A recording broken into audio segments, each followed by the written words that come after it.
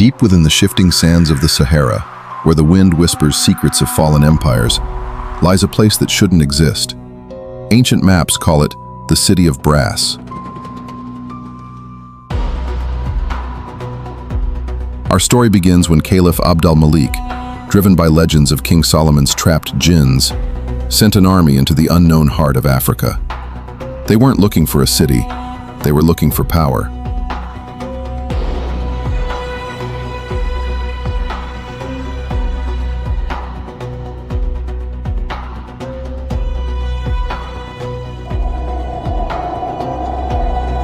But after weeks of wandering through the scorching void, a massive, shimmering silhouette appeared on the horizon. Walls of polished copper, rising like a golden mirage against the blood-red sun.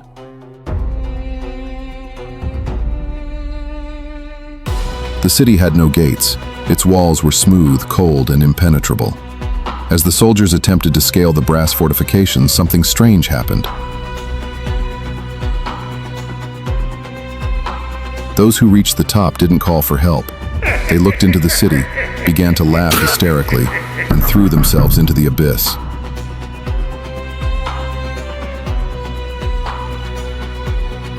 It was as if the city itself was alive, protecting its secrets with a visual madness.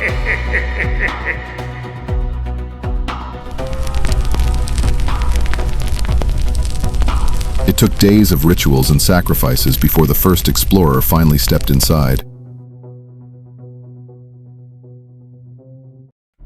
And what he found was a silence louder than any scream. Inside the walls, the air was still, thick with the scent of spices and decay. The markets were full of gold, but the merchants were made of stone, or so it seemed.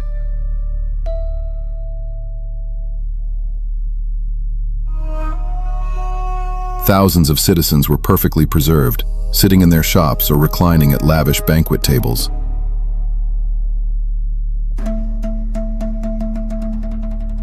They wore the finest silks, their tables were laden with jeweled plates, yet they hadn't moved for centuries.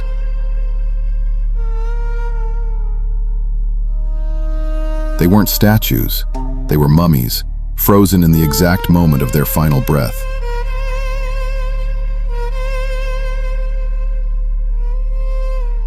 On a grand pillar, an inscription warned, "O son of Adam, do not be deceived by this world." We were kings of the earth, and now we are but dust.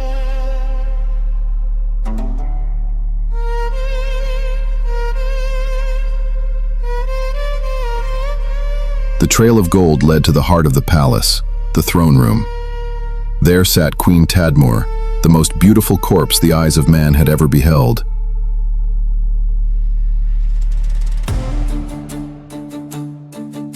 Her skin was like pale marble, and her eyes had been removed, replaced with two glowing, intense red rubies that seemed to track every movement in the room.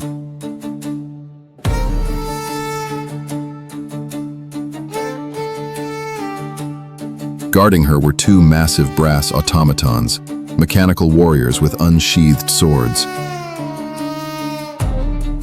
They were the silent executioners of a dead queen, programmed to strike down anyone who dared to touch the jewels of the silent city.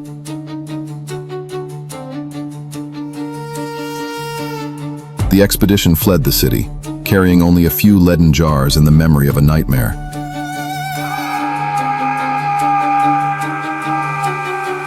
Was the City of Brass a victim of an ancient biological weapon?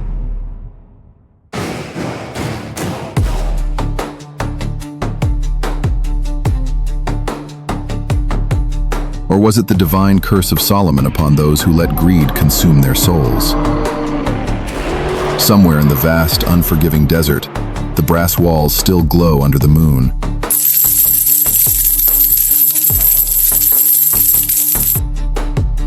And the ruby-eyed queen still watches over her kingdom of silence. Tonight, check your maps, and pray you never stumble upon the city of the dead. This is Dark Discovery.